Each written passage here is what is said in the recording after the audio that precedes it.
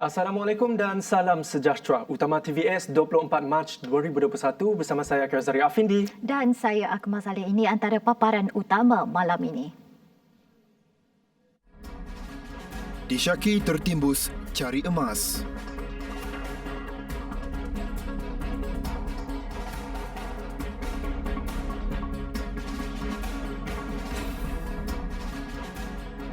Penerbangan khas untuk pelajar Sarawak yang belajar di Sabah.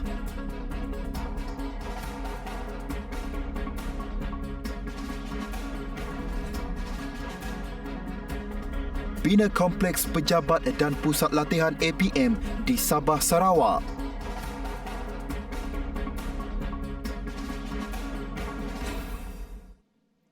Malang tidak berbau. Ini yang terjadi kepada beberapa mangsa apabila dilaporkan terperangkap di dalam lubang dipercayai semasa melakukan kerja-kerja menggali dan mencari batu emas di Gunung Tabai Bau. Kita bersama dengan wartawan Ruben Gomez di lokasi kejadian untuk laporan lanjut. Silakan Ruben. Baik, terima kasih rakan setugas di studio. Sekarang ini saya berada di Balai Bomba Daerah Bau di mana niat kami untuk pergi ke Gunung Tabai harus dibatalkan, harus ditangguhkan kerana operasi menyelamat dan mengeluarkan mangsa ditangguh pada esok harinya. Untuk maklumat, tempat itu memang menjadi tumpuan oleh pencari emas dari seluruh tempat untuk menceroboh seterusnya mencari gali emas di kawasan tersebut. Siasatan di lokasi juga mendapati sebenarnya terdapat tiga mangsa. Ya, tiga lelaki difahamkan tiga lelaki tersebut ingin mengubah nasib mereka pergi ke kawasan Gunung Tabai itu untuk menggali emas. Jadi, maklumat awal mengatakan seorang telah tertimbus melalui pengecaman baju yang dipakai oleh mangsa di dalam lubang menggali dan mencari emas di kawasan tersebut manakala dua orang lagi berjaya keluar. Bersama dengan saya sekarang ini adalah pegawai bomba Kevin akan menceritakan detik bagaimana pengalamannya masuk ke lebih kurang 90 meter ke dalam laluan terowong tersebut untuk mencari mangsa tersebut. Baik Kevin, boleh Kevin ceritakan sedikit apa detik yang anda pengalaman di laluan tersebut? Okey, selamat petang dan salam sejahtera. Untuk makluman, akses ataupun laluan masuk untuk kita approach mangsa adalah sangat-sangat sukar dengan keadaan laluan ataupun lorong dia lebih kurang saiz badan penyelamat dia. Lepas tu untuk turun ke menyelamat mangsa, mula-mula kita perlu turun menggunakan tali, lepas tu kita perlu mengesot, kita perlu meniarap, lepas tu ada masa tu kita tak boleh nak berdiri langsung pun untuk sampai ke chamber. Selepas tiba di chamber, dia ada satu lubang lagi untuk masuk untuk approach mangsa yang risiko runtuhan batu yang besar-besar adalah amat berisiko tinggi. Baik, terima kasih. Sebelum ini, menurut Kevin, situasi bila masuk ke sana, masuk 5 meter yang pertama, dia merupakan ada satu saf ataupun chamber. Di dalam chamber tersebut lagi, ada satu lagi laluan kecil, iaitu di mana 70 meter ke bawah, sangat kecil, hanya tubuh Kevin saja dapat masuk. Sekarang ini bersama dengan saya sekarang akan memberi maklumat apa yang bomba setakat ini dapat maklumat dikongsikan kepada orang di luar adalah Tuan Tawang Linggam, Ketua Balai Bomba Daerah Bau. Baik Tuan, boleh anda ceritakan sedikit apa maklumat yang bomba dapat kongsikan setakat ini? Okey, selamat petang, salam sejahtera. Bagi kami pihak bomba, tepat pukul 5 petang tadi kami telah stand down untuk operasi bagi hari ini. Dan sebelum operasi stand down kami lakukan, kami telah melakukan proses mencari dan menyelamat, di mana untuk gerak kerja proses mencari menyelamat kita telah buat shoring di lubang untuk kita masuk ke lokasi body dia. Kita dah buat shoring di laluan masuk, tetapi di tempat body dia tersebut kita tak dapat lakukan proses shoring kerana kedudukan batu, pasir dan tanah turun dengan cepat dan ini membahayakan kepada penyelamat-penyelamat yang melakukan proses menyelamat. Dan gerak kerja esok kita akan teruskan operasi dengan pukul 8 pagi dengan melakukan gerak kerja penyambungan proses shoring dan kita akan buat size up yang terbaru di lokasi tersebut. Baik, terima kasih. Dengan tragedi yang terjadi di kawasan larangan tersebut sekarang ini, persoalannya apakah tindakan pihak yang bertanggungjawab yang akan datang?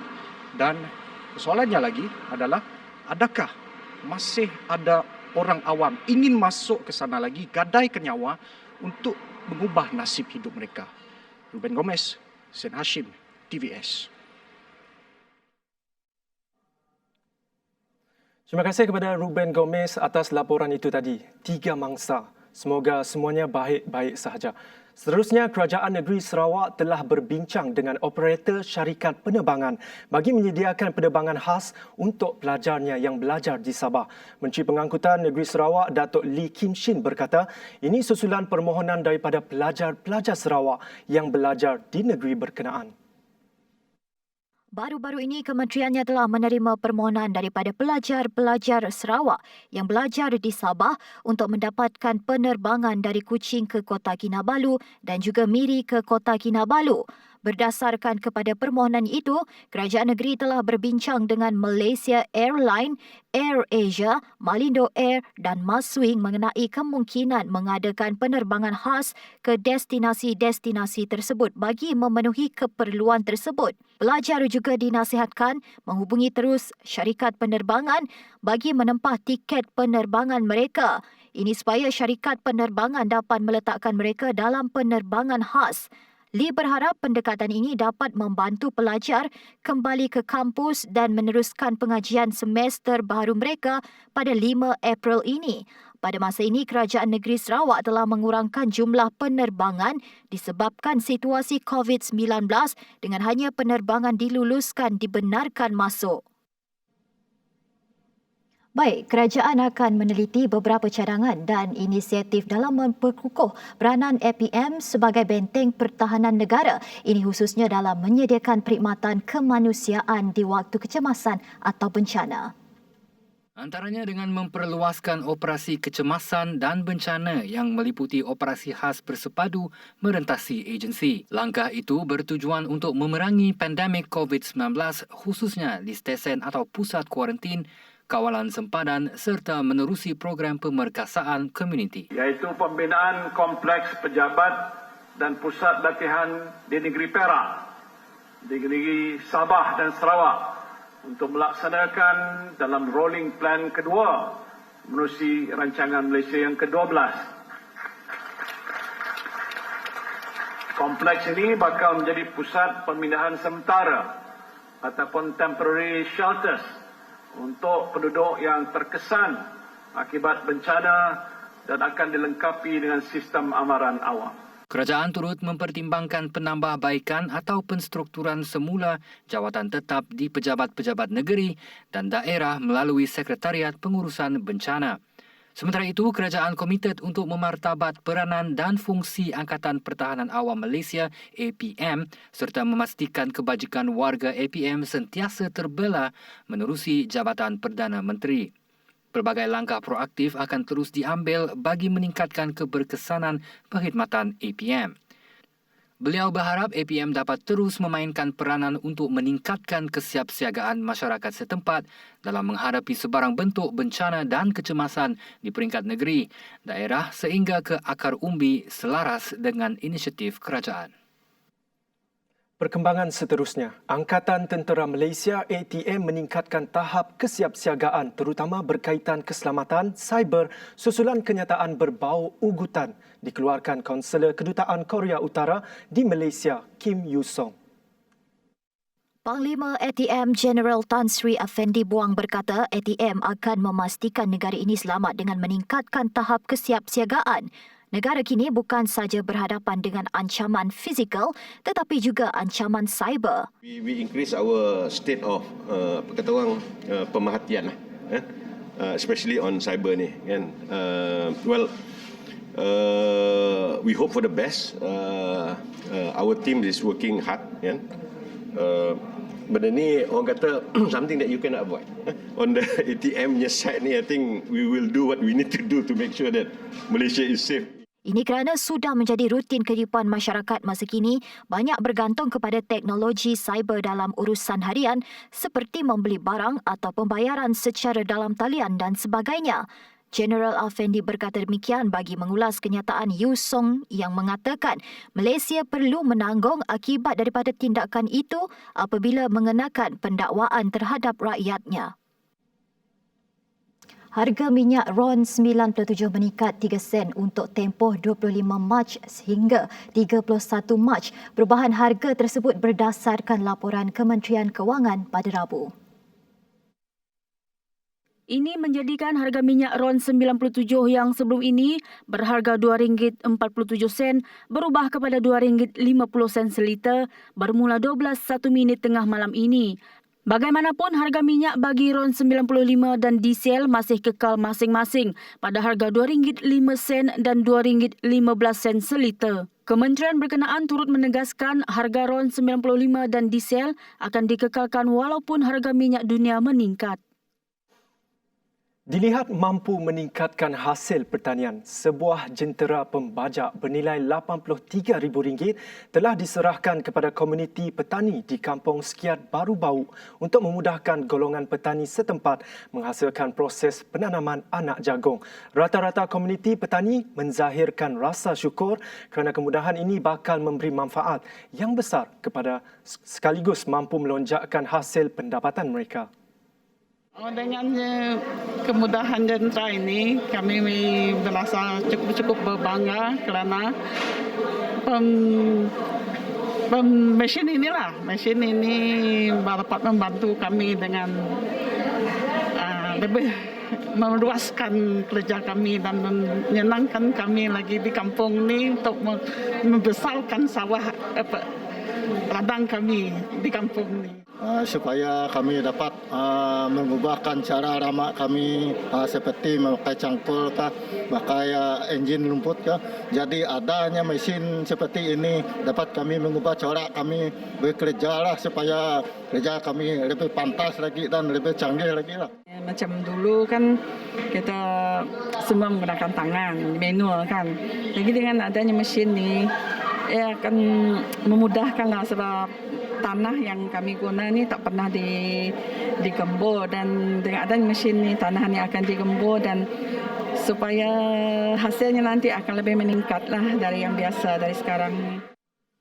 Sementara itu, Ahli Dewan Undangan Negeri Tasik Biru Datuk Henry Jeneb berkata, kemudahan jentera ini bakal memberi manfaat kepada seramai 58 petani di kampung berkenaan.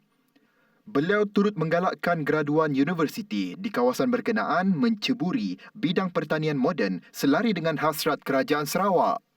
Saya nampak potensi untuk membangunkan secara moden itu ada. Dengan peruntukan AFF yang diperuntukkan kepada setiap adun oleh pihak kerajaan, saya menggunakan dan mengambil peluang ini untuk membekalkan satu mesin membajak supaya kita kurangkan menggunakan tenaga manusia tetapi kita banyak menggunakan cara kita membuat pemasalan packaging dan sebagainya dan kerja-kerja membajak itu kita menggunakan mesin lebih moden dan juga saya percaya hasilnya mungkin boleh bertambah. Jika sebelum ini para peserta pertanian di Kampung Sekiat Baru Bau menghasilkan pertanian mereka menggunakan tenaga manual, ia pasti amat meletihkan. Dan hari ini mereka tidak lagi perlu risau kerana dengan adanya jentera pembajak tanah ini, mereka dapat menjimatkan masa, menjimatkan tenaga mereka sekaligus mampu meningkatkan hasil pertanian mereka. Itu saja yang dapat saya kongsikan. Laporan Luqman Muhammad bersama juru kamera Fikri Razak melaporkan daripada Bau untuk TVS.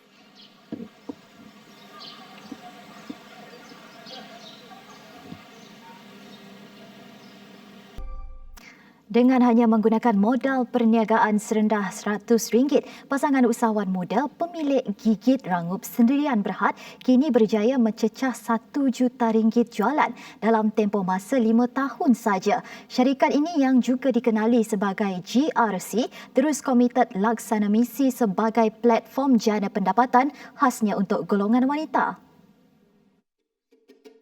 Ketua Pegawai Eksekutif GRC Muhammad Syazwan Mustafa berkata, perniagaan menjual produk biskut atas jenama sendiri bermula dari minat dengan memanfaatkan platform pemasaran digital dan keikhlasan dari segi membantu usahawan mula perniagaan tanpa meminta sebarang modal. Pandemik COVID-19 tidak menjadi penghalang, malah pendorong kepada kemajuan perniagaannya sekaligus meningkatkan pendapatan orang lain yang menjual produk GRC. Malah dirinya yakin sekiranya seluruh rakyat Malaysia sudah divaksinasi kelak, peluang perniagaan akan lebih meluas untuk semua orang.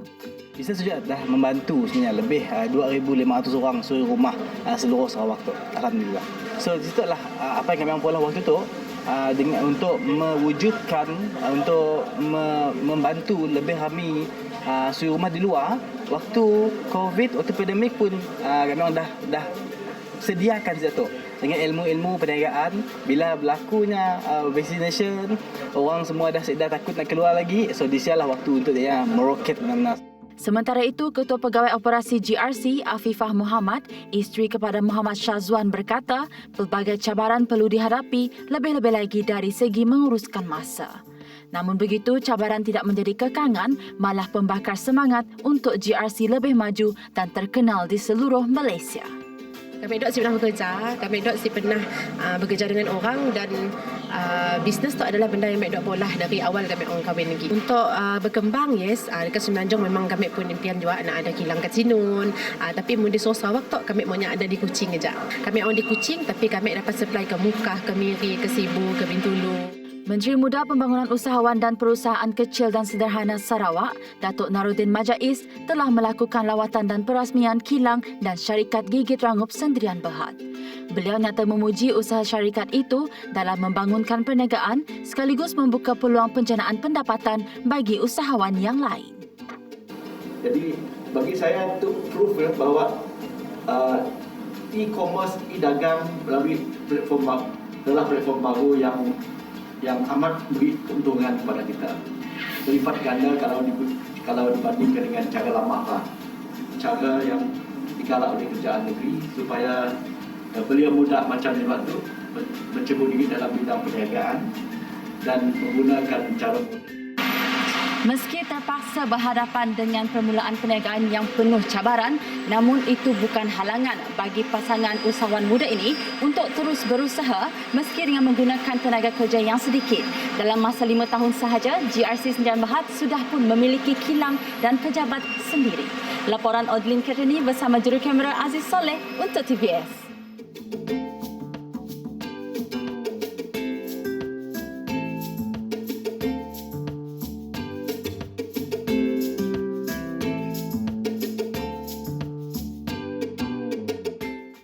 Seterusnya, perkembangan COVID-19 di Sarawak. Jawatan Kuasa Pengurusan Bencana Negeri Sarawak JPBNS melaporkan terdapat 118 kes baharu yang telah pulih dan dibenarkan discharge dari hospital. Manakala Jabatan Kesihatan Negeri Sarawak telah mengisytihar satu kluster tamat iaitu kluster Geronggang Sibu. JPBNS turut melaporkan terdapat 141 kes baru COVID-19 di Kesan di Sarawak. Satu kluster baru di Kesan iaitu kluster Cupak Serian. Indeks kes kepada kluster ini merupakan warga tempatan berusia 27 tahun yang dikesan melalui saringan individu bergejala pada 9 Mac lalu. Ini menjadikan sebanyak 31 kluster yang masih aktif. Daripada jumlah tersebut, 6 kluster terdapat penambahan kes, manakala 25 kluster lagi tidak ada penambahan kes. Mengenai status daerah pula, daerah Terbeduk telah bertukar status dari status hijau kepada status kuning. Daerah Tanjung Manis pula telah bertukar status daripada status kuning kepada status jingga. Perintah Kawalan Pergerakan diperketatkan PKPD yang dilaksanakan di Kampung Bintawa Ulu dan Kampung Bintawa Tengah sejak 16 Mac lalu berjalan lancar setakat hari ke-9 pada Rabu. Bagaimanapun, premis-premis ini dikehendaki mendapatkan kelulusan dari Jawatan Kuasa Pengurusan Bencana Bahagian sebelum memulakan operasi. Semua pekerja dan pengusaha mesti telah menjalani ujian swab untuk RT-PCR dan keputusan haruslah negatif. Pemeriksaan berkala akan dilaksanakan untuk memastikan prosedur operasi standard sentiasa dipatuhi. Setakat 24 Mac, jumlah individu yang berdaftar sebagai penerima vaksin COVID-19 menerusi aplikasi MySejahtera dicatatkan seramai 6.4 juta seluruh negara. Manakala di Sarawak, lebih sejuta rakyat negeri ini telah mendaftar diri di bawah program imunisasi COVID-19 kebangsaan sejak dilancarkan bulan lalu. Namun, menerusi tinjauan TVS, masih terdapat juga yang belum mendaftar suntikan vaksin COVID-19 atas beberapa faktor. Yes, I register for the vaccination program through MySejahtera because I don't want to get infected. Saya belum register vaksin di MySejahtera sebab saya masih menunggu keputusan yang lebih kukuh daripada orang ramai. Okay, at the moment I have not registered yet because I have an issue with the sickness, so I don't dare to register yet. Yes, I have done that one because I feel that it is important to in fighting COVID-19. Yeah, I already did my registration for the vaccination because to me it's the right thing to do. Not to mention, it's also for safety precaution management. Saya sudah register MySejahtera sebab saya mau melindungi family dengan kawan-kawan. Saya dah register membuat pendaftaran untuk vaksin nanti sebab saya rasa sebagai rakyat Malaysia kita harus bertanggungjawab untuk menghentikan rantaian COVID yang melanda negara kita sekarang. Ya, saya sudah register sebab saya mau jaga keluarga sama sendiri. Pasal vaksin, saya sudah register melalui MySejahtera. Kalau sebab anak saya yang galakkan saya register, ambil vaksin itulah. Saya sudah register injection COVID-19. Saya register kerana saya mau berjalan ke mana-mana. Seterusnya, Tourism Malaysia menyediakan voucher e-tunai bernilai RM450,000 bagi menggalakkan rakyat berbelanja menerusi kempen Shop and Be Rewarded yang berlangsung dari 26 hingga 28 Mac ini. Menteri Pelancongan Seni dan Budaya Motek Datuk Seri Nancy Shukri berkata, menerusi kempen itu, diskaun RM10 dengan setiap pembelian minimum RM50 di setiap pusat beli belah dan peruncit yang mengambil bahagian di seluruh negara. Pada tahun 2019, industri beli belah merupakan penyumbang utama kepada komponen perbelanjaan pelancong domestik iaitu 37.8%. Namun tahun lepas pandemik COVID-19 melumpuhkan industri beli belah dan peruncitan secara tidak langsung terutama ketika pelaksanaan Perintah Kawalan Pergerakan 1.0. Kempen itu dilaksanakan dengan kerjasama Persatuan Pengurusan Kompleks Malaysia selaras dengan pelan pemulihan pelancongan di bawah pakej rangsangan ekonomi bagi menggalakkan perbelanjaan domestik sekaligus memulihkan industri beli belah. Kempen berkenaan juga bertujuan meningkatkan kehadiran pengunjung ke pusat beli belah yang terkesan dengan pandemik COVID-19 dan seterusnya meningkatkan jumlah perbelanjaan rakyat semasa tempoh kempen dijalankan. Dalam konsert nyanyian pertama TV Star semalam menampilkan 6 peserta Dream Team mempersembahkan nyanyian masing-masing. Juri tetap menegaskan peserta perlu memenuhi kriteria yang membawa maksud besar dalam konteks penghibur iaitu dalam pemilihan lagu. Tengok dulu apa kriteria dalam sesebuah lagu, not just the expression ataupun emosi tetapi juga dari sudut teknikalnya, itu sangat penting. Dia memang tinggi lah, dia boleh menekan lebih tinggi lagi. Tapi cara pemilihan lagu ini penting. Ingat ya, untuk para penyanyi ini, para peserta ini, pemilihan lagu itu menentukan anda berjaya atau tidak. Ya. Juri berpegang niat menegur demi kebaikan dan peserta tidak membuat kerja rumah yang tidak seharusnya dibuat. I don't want to say much. I met her and I think she need to work on a lot of stuff because I think I should lower my expectation. That's all. Thank you. Peserta TV Stars Ika Saiful nampaknya semakin terselah sebagai peserta yang paling diminati ketika ini. Ini berikutan selepas klip 20 saat Ika menyanyi mendahului klip pendek peserta lain di Facebook TV Sarawak dengan mendapat lebih daripada 11,000 tontonan. Peminat-peminat Ika juga nampaknya semakin mengganas apabila rajin membanjiri ruangan komen memberikan sokongan kepada peserta kelahiran kucing Sarawak ini. Gadis berusia 22 tahun ini juga tidak kekok membawakan lagu-lagu dalam bahasa Iban walaupun sebenarnya berbangsa Melayu.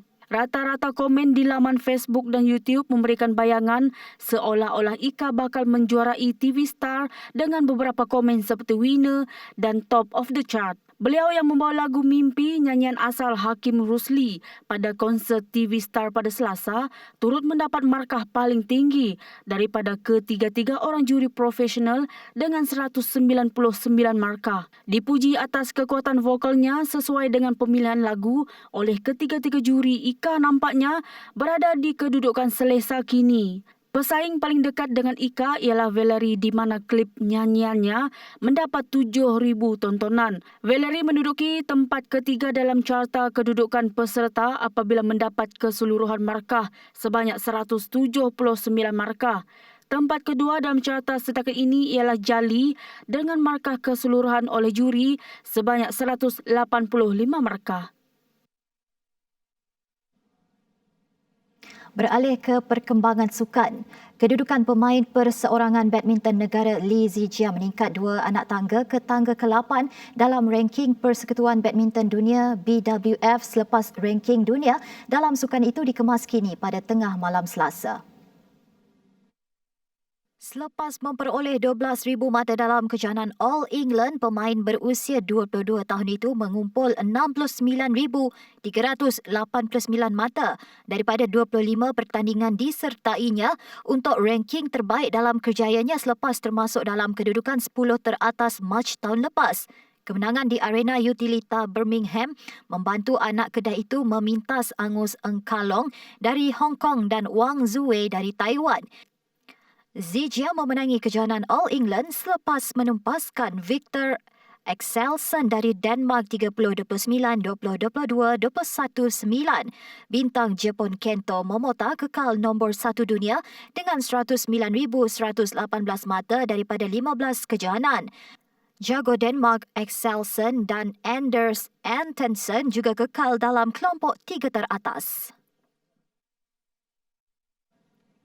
Baik, laporan itu tadi mengakhiri utama malam ini. Saya Ghazari Afindi. Dan saya Akmal Saleh. Salam hormat dan jumpa lagi.